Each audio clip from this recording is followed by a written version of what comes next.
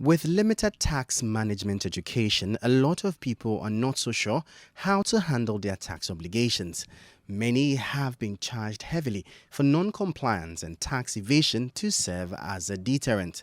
So what then can businesses do to avoid defaulting on the payment of their taxes, and what caveats are available when they genuinely face challenges with paying? The specific details, for example, farming tree crops, you have 10 years from the beginning where you pay 1% tax.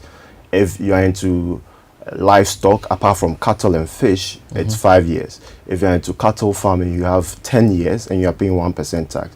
If you're into agro processing, I think it's around 5 years or 10 years from the beginning. And there is also an incentive for young entrepreneurs. Young entrepreneurs are people below the age of 35 years. So for young entrepreneurs, you have a breather of 5 years where you're not paying tax.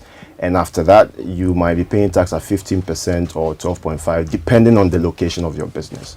So these are some of the incentives that you could take advantage of. Tax exemptions, which refer to income or transactions that are free from tax by the government, are usually introduced to grow certain sectors and encourage tax compliance, among others.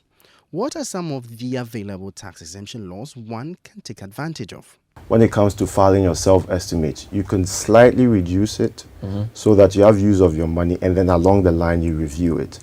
And then you can take advantage of the incentives in the Act. So for self-employed peoples especially, there are the personal tax reliefs, dependent spouse, 1,000 cedis. For every child that you are taking to school, you have 600 per child, up to 3 children, all these things. A young entrepreneur can take advantage of the incentive in the Act, which allows you a concessionary period of 5 years. There is also the concessionary period for farming industries and what have you. And then the expenses, deductible expenses. You take advantage of the capital allowance provisions, deduction of repairs and maintenance and what have you. Those are within the confines of the law. But to the extreme, some of us could come in and help you.